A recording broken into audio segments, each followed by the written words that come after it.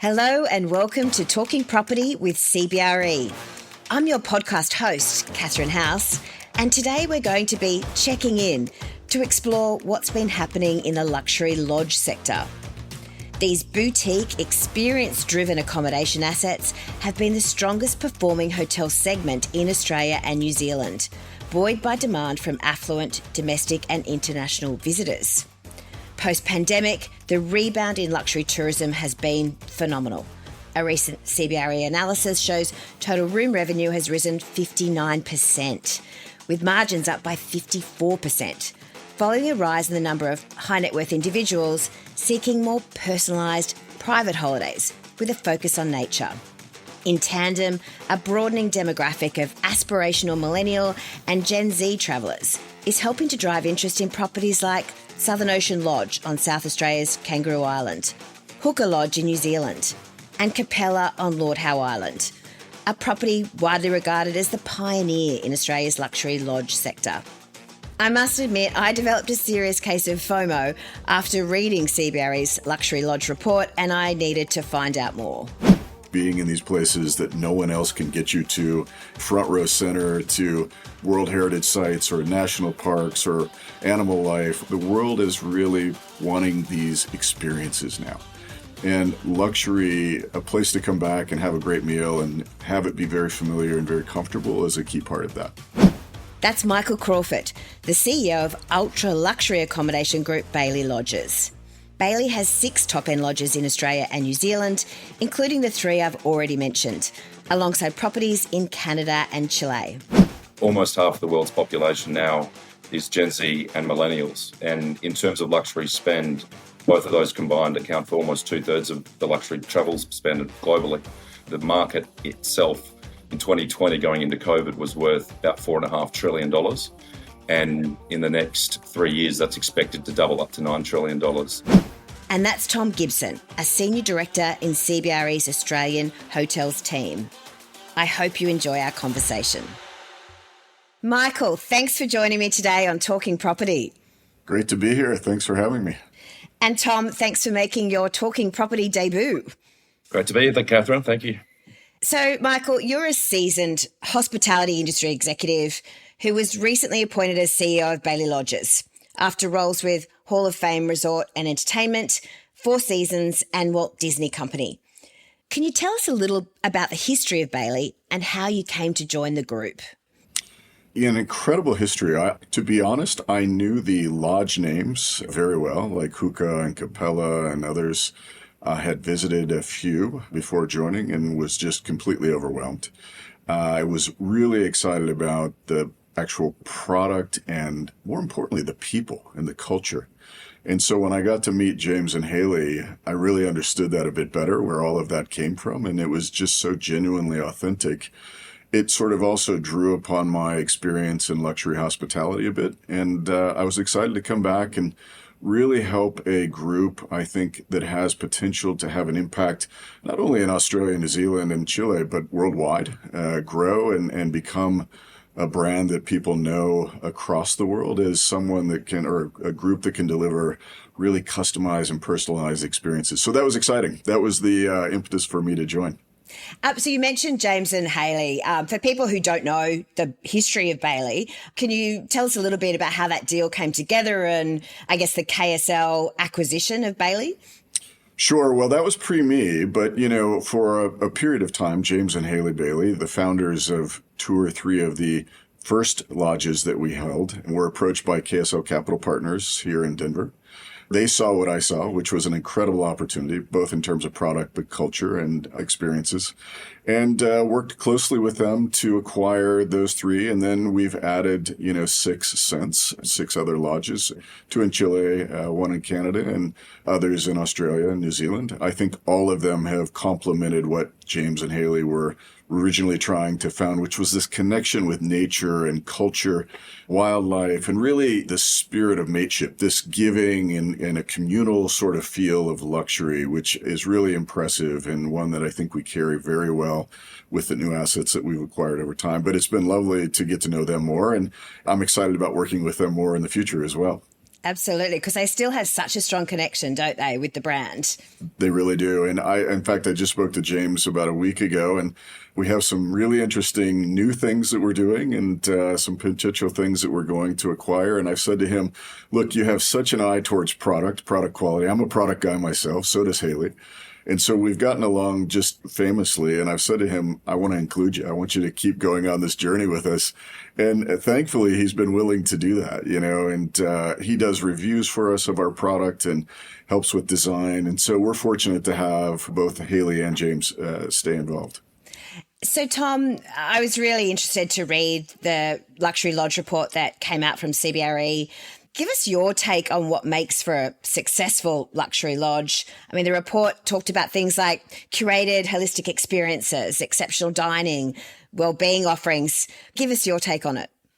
Yeah, certainly. I think there's a recipe for making it work, and the most critical elements to that are having an exceptional location, something that is almost irreplaceable, somewhere that, like with the Bailey Lodge's front row seats to Ayers Rock, you're going to have some kind of element and connection to nature. That's a big factor. And then also offering a world-class, truly unique experience that the guests can enjoy and go home and be enamored by when they look back at the photos. And the second is world-class hospitality. It's that service from all layers of staff, from the chef all the way to the front house team, the food and beverage, excellent, comfy bed. That's the most important part as well. Comfy pillow. Comfy pillow. And I think if you get those two right in the right location with the right hospitality, blend them together with a bit of exclusivity, you have yourself a luxury lodge.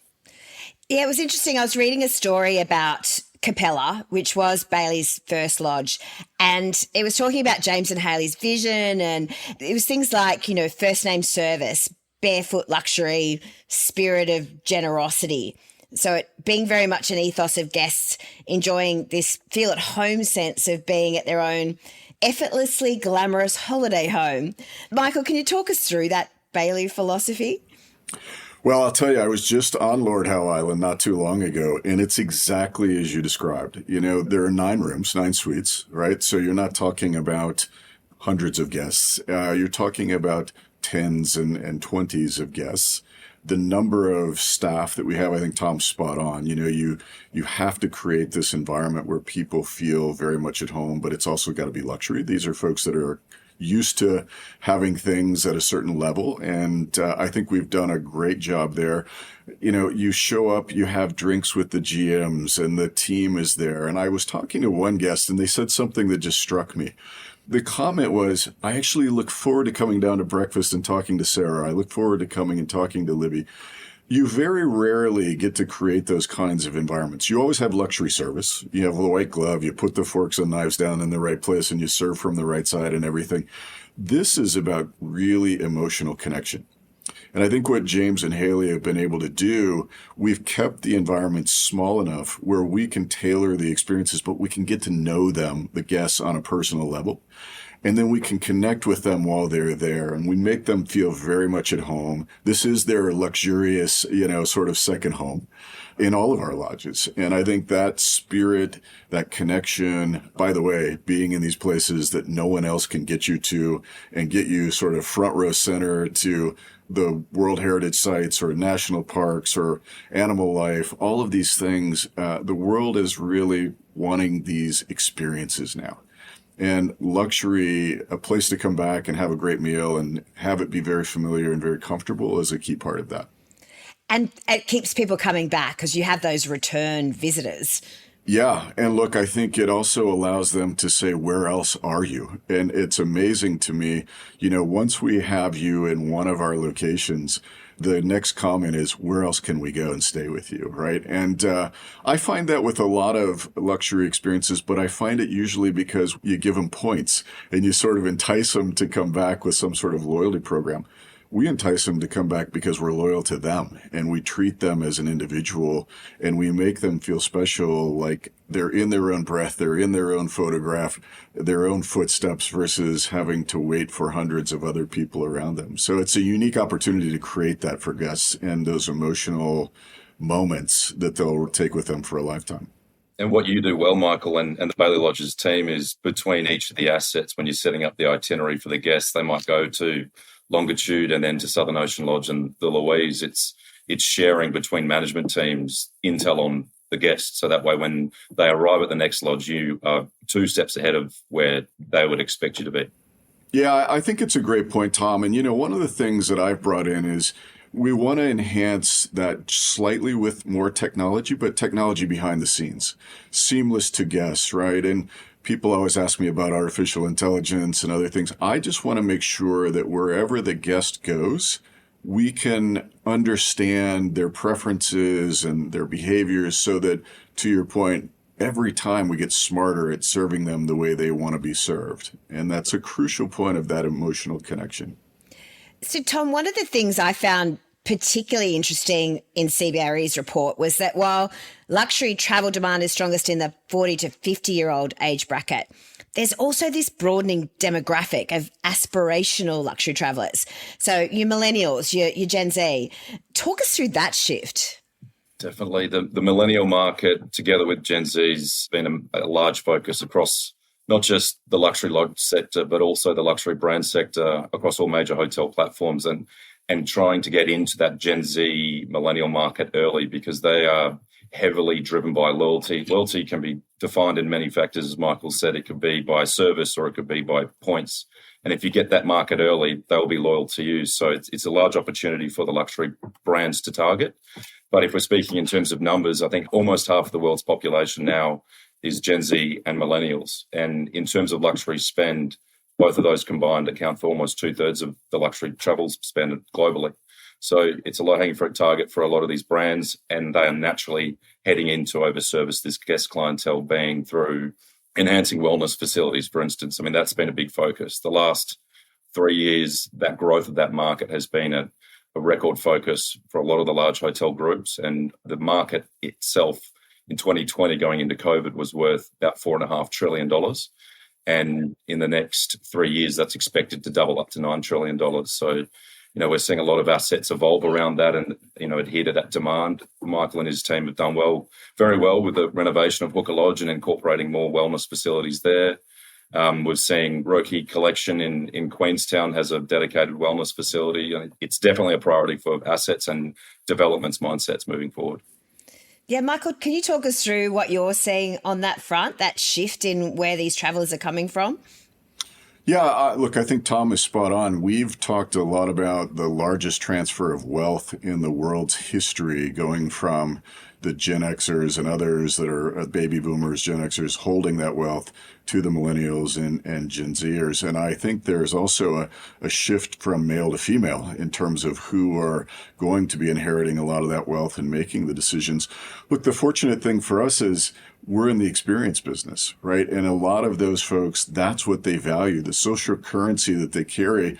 And I don't mean this to sound sort of flippant, but the ability to post and talk about where they're at and what they're doing and the uniqueness of every aspect of what they're doing versus somebody else, we provide that. And we're not in the mass luxury business. We're in the individual luxury business. And so when they come and they have a tailored meal or a cocktail that's specifically blended for them, or even an experience with wildlife or nature or an art experience, we like to talk about the fact that we put them in the experience versus around it. And yes. I think that's very much valued for these individuals. Tom spoke about wellness. I like to talk about that, and regenerative is something that we really want to focus on, not just sustainability. These millennials and Gen Zers are very focused on value-based travel as well. And so they like to go to places where they can have an impact with their spend. Right up our alley. We do things in all of our lodges that are really about not just sustaining our own footprint, but adding back to the communities or the geographies that we're in. And we're very proud of that. So I think we've positioned ourselves well. We're not technology heavy, but we leverage it in a way that allows us to become more familiar with the guest needs and the experiences that they want. Do you see I'd be interested to ask this question in terms of what you're seeing for trends in the US, especially in the luxury sector. Are there any emerging trends coming through the technology sector or even in wellness that you think will come down to this market in the world? Yeah, it's a great question, Tom. I do think wellness is something that is here to stay. I think there is this not only a trend, but there is a desire that as people, it used to be you go on vacation and you splurged, right? You never thought about your wellness. You ate, you drank, you did all these things, and then you worried about the outcome when you came back. Now people want to embed that into their travel. And drinking has gone down significantly. So, I'll use mocktails as an example. That's something that, a younger clientele is very much focused on, where we actually focus on that for them as well. But again, wellness as an experience versus wellness as a destination, I think is going to be core to what we do.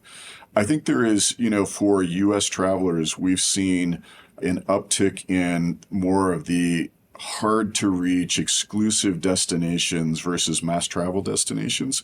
And that's a strategy that we want to deploy as we think about new acquisition as well. We're not going to probably go after the metropolitan markets. We're going to go after places that are really unique experiential destinations that are much harder to get to, but once you're there, much more rewarding. So those are the kinds of trends we're seeing coming out of the U.S. And look, the U.S. is a significant market for us in all of our locations. 30-40% of our guests are coming out of the U.S. and we've seen no impact in terms of the dreaded T word, the tariff, and everything else. Our clientele are still very much willing and needing to travel to have that sort of release. It's the tyranny of distance for Australia, isn't it? I know. Plays to our favour.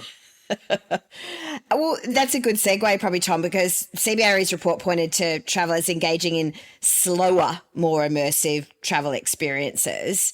Is that what you're kind of seeing play out in terms of where your investors are looking at, where they park their dollars?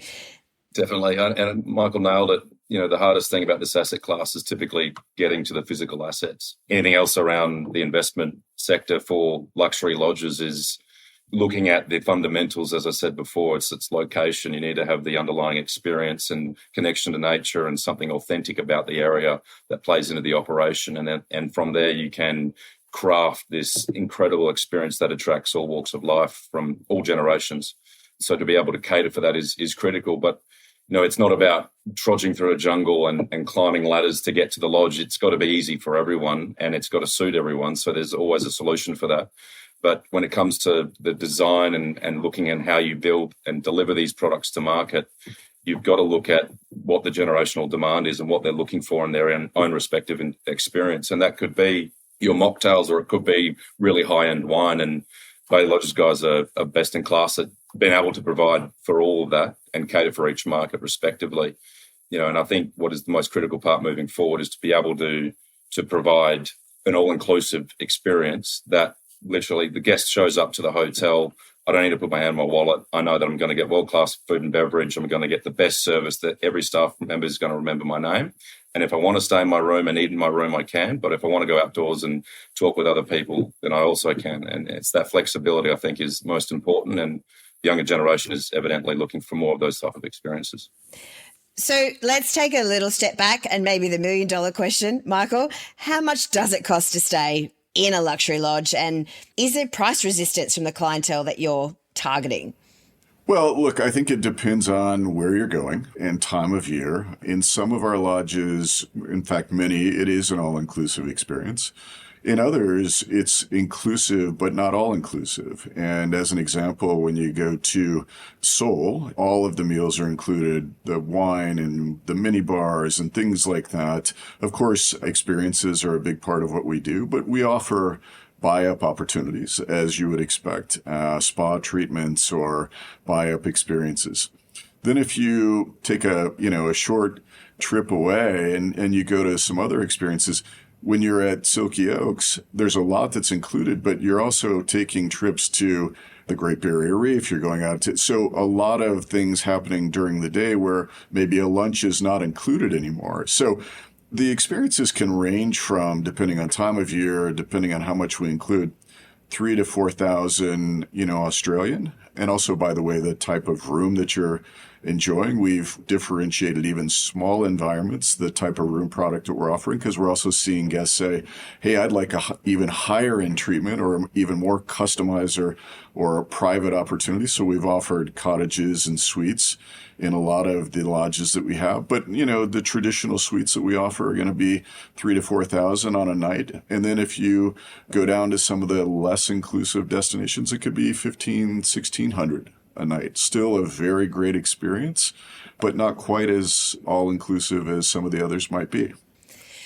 So this year, Bailey welcomed back 2 lodges from major renovations as you continue to grow your platform. So Hooker Lodge in New Zealand and Tierra Atacama, I hope I pronounced that right, in Chile.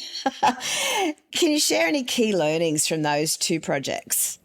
Well, it starts with what Tom was talking about. And in both cases, authenticity, original design integrity, using elements from the region to make it even more authentic to guests coming. That's what people want. They don't want to walk into a genericized building eating the same types of food they could get anywhere. So we're leveraging local designers, local artisans, chefs, the cuisine that we're serving, regional and it's seasonal, which is really incredible. We're fortunate that where we're at and all of our locations have some of the best wines in the world between Australia, New Zealand, Chile, Canada. And so the point here is that as we're thinking about the types of redesigns or even adding new concepts, we want it to be authentic to the destination. And we're trying to incorporate that through the design of the lodge, the catering of the menus, the beverage selections, the experience selections. And I would tell you, at both of these locations, I think we've done an absolutely fantastic job. We've had guests come back to Hookah and say, I was really nervous about this expansion and redesign. You guys not only have kept the integrity of the original look and feel, you've made it even more luxurious. And remember, this was a lodge where the Queen of England stayed multiple times, and it was a white glove service. But we've taken it now and created a very accommodating, luxurious environment that built off of what that was about and that experience. The same with Tierra Atacama. You walk in and we've really created wonderful vistas to the volcanoes that are there. Talk about wellness. The spa is very integrated with hot, cold plunge, hot, cold experiences in terms of hot, heat and wet experiences, fitness, so this is a space that both of these now have differentiated room product, but draws upon what those locations are about. And again, design authenticity down to landscaping, food, all of this has been incredibly done. And it's what's allowed us to be in the top 50 hotels on the planet, from the Robb Report's perspective. That's not an easy feat. And Seoul, the Southern Ocean Lodge the same way last year as we reopened that. So, Tom, do you see any challenges for the luxury lodge sector? In reading the report, there was that talk about, you really need to strike that balance between how you restrict guest numbers so you've got that genuine exclusivity, but you need to maintain enough capacity for streamlined operations. How do you see that challenges moving forward for the sector? Yeah, Capella is 9 rooms, right? That's a highly profitable asset. So it's all about getting the fundamentals right. And then if you nail the fundamentals, the rest will come. Your guest return rate will increase. Michael, I believe your guest return rate across your portfolio, if I'm not incorrect, is probably best in market globally as a portfolio. I think, the amount of people I've been to almost all of your assets and the amount of people you speak to in the hotels that this is their 4th time, 5th time going back there. It's just incredible to see. And, $3,000-$4,000 might sound, when you see the first number, okay, that's a high number. But when you experience it and you go through and you leave the destination, you're thinking about when can I get back there, because that was excellent value. In terms of the challenges, as I noted before, the challenge I see in this industry is only getting to the physical property. It is recession-proof. We've seen that. We've seen the kind of record ADR growth that was experienced through COVID. And what was the correction through COVID is that these luxury lodge assets are the experts in social distancing, and that's what the younger generation want. They want to go somewhere where they feel like they're in the middle of nowhere. They're getting the best experience, and they know they're getting, most importantly, value for money. And as an asset class, it's so hard, and I've done a lot of work with KSL over the years to try grow their portfolio further than what we set up as, and it's challenging to find other assets that are available that you can acquire. Because if you look at the ownership profile, most of these guys have got in really early into the piece and they don't want to sell. They know the value. It's a long approach, and there is no better emphasis on getting into a sector when you look at the return profile across what has otherwise been 1 to 2 transactions per year. So the quickest way to get into the sector is to build. And traditionally, that's not the case, right? I mean, to go through the planning authorities and push design and to get the approval to build as construction costs. Well, and most often, and even on the kind of CBD market basis, especially in Australia and quite often globally, is the cost of construction to build a hotel quite often doesn't stack up in CBD markets, is what we're seeing. But as you kind of go up the luxury scope and you head towards that ultra luxury and you can really deliver in luxury, it makes a lot of sense. And Southern Ocean Lodge was a great benchmark for that. The guys delivered a high quality product and they're going to see the upside from that. And that's where we're seeing real growth. But it comes back to, securing the land. That's the hardest part of this asset class, is finding the location that can deliver the experience. That's probably a good point then to put to you, Michael, because I was, just to ask about that future vision for both Bailey Lodges and KSL. I read that KSL recently took a majority interest in Soneva Group, which is a sustainability-driven luxury brand in the Maldives. So what's the future for KSL and Bailey? Yeah, and look, I'd say the pipeline for growth has never been better for us right now. Tom's spot on. These are not assets that just come along every single day. And we have to be very careful that we add the best of the best, because our guests are going to expect that. They're going to expect us to be in destinations by World Heritage Sites, national parks, really unique cultural, indigenous people, animal-based locations where they can have experiences that they've dreamt about their whole lives. And so, the future for us is to continue to focus on where we can be, where our guests would want us to be. You could draw circles on a map and say, here's some really great locations that are going to offer one-of-a-kind experiences, memorable experiences, but being patient to get the right assets, executable assets, is going to be critical. For us also, we want to be careful not to create something at the top of the globe that's going to be so hard for us to operationally service. So I talk a lot about clustering and taking control of the full guest journey from the time they leave until the time they come home. I'd love to be in a position where I can start clustering assets, start planning the destination, the tours for these guests beyond just one asset. And, I start to refer to our reservation hosts and hostesses as curators of experiences versus just taking a reservation. And so that's the next phase, the evolution of where we want to go. I think there's a business vertical out there for us potentially as operating tours with and without our own assets, because if we translate what we do really well, which is get to know you as an individual, curate top quality everything you want, assets, lodging, food, experiences. I think we can do that with our own assets, and I think we can do that without our assets that get us into other markets, get guests more familiar with who we are, and then that translates into business, of course, where we're located. But look, I think at our own lodges, it's continuing to level up the experience that we offer our guests, finding the unique ways to touch upon wellness or regenerative tourism.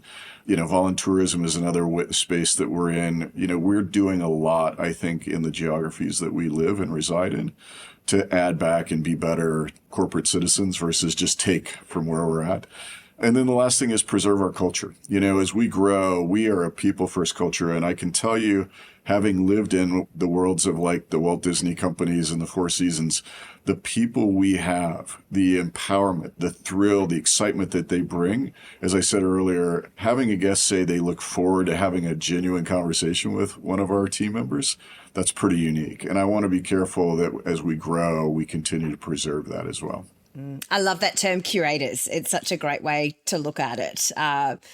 Probably, Tom, one of the last questions I wanted to explore with you was just about the ownership models that we're seeing in this luxury lodge sector. It's been dominated traditionally by your high net worth investors, but are we seeing that changing now and how people view luxury lodges as an investment? Yeah, I think the last decade we've started to see a shift towards non-ultra high net worth ownership. traditionally over the years, it's always been private owners. And as the transactions have started to be a bit more fluid in the last decade, we've seen the introduction of sovereign wealth funds like GIC with the Spices retreats. We've got private equity, so the KSL obviously with Bailey Lodges. You've got Crestview, have Sal Salas, and Canyon Equity with Armandura in the US. So seeing more private equity get into the space, which has been quite active. And on our books, most of these transactions are done off market and direct between buyer and seller. And what we're seeing in terms of requests from the buyer type has been lately private equity. That's been a big growth point. They're trying to get into this sector that evidently is hard to get into. And we know that. And it does take patience, as Michael says, to get into this asset class. Otherwise, you have to build. And you ask private equity shops if they like building, they'll typically say the same answer. Yes. So we're definitely seeing a shift. But, I mean, ultimately, the ultra-high net worth market are the controllers of this asset class, and for good reason. It's a long focus for them, and they have no intent to sell. Even if they would sell, it's a number that probably doesn't make sense for private equity. So there's been this resistance for some time. But even on the global front, some of the larger groups that are coming into this space are still owned and controlled by an ultra-high net worth. So you've got LVMH Group, for instance. I mean, they're sure it's a company, but there's one person saying yes or no. And it's quite a diverse ownership profile as it stands now. It's definitely shifting, but the ultra-high net worth market still prevails as the most prominent ownership group. So it's very much playing the long game. Definitely. So I know the last question for both of you, and I know this is a bit like nominating your favourite child, which you're not supposed to do, but which is your favourite luxury lodge globally and why? Michael? It's one of the 9 of ours, and it's usually the one I'm staying at. That's the right answer. Look, I think it depends on where you want to be and what you want to do. But I say that sort of jokingly, but there's not one that I would favor over the other. And the reason why is they're also unique and different. And they have so many different aspects of the experience and the food and the accommodations that they offer. I mean, you can go from a luxury tent at Longitude 131 to a beautiful cliffside Southern Ocean Lodge to staying in these wonderful suites in the Daintree Rainforest. So long-winded way of saying you're not going to get a favorite out of me. It's the one I'm at. And I think the things that I'm focused on are really how do we continue to add those favorites and how do we continue to be very discerning? And we're really lucky with KSL. I think KSL, Tom would probably agree, they've held our portfolio for a while and they're looking to hold it for an even longer while to really build it up into something special. That's unique in the private equity space. And Tom, give us your favorite. That's a good CEO response, Michael. I'll give you a good broker response, and it's my favorite thing I'm selling. And outside of your 9, which sit equal first for me, it's the Cubby House at home with the 2 boys in it. That's my favourite one. But equal close is Hooker Lodge. I love that asset. I love it. Great answer. Well, thank you so much for joining Talking Property, Michael. I now have a bucket list of luxury lodges to visit. Please. Yeah, we'd be happy to have you. And Tom, thank you for all of your insights. Thank you very much for having me. To our listeners, thanks for tuning in. And if you want to read CBRE's Luxury Lodges report, you can find a link in our episode notes. Also, make sure to subscribe to Talking Property so you don't miss our upcoming episodes. And if you get a chance, I'd love it if you could rate or review Talking Property to help others find us. And you can reach me with any podcast ideas by emailing talkingproperty@cbre.com. Until next time.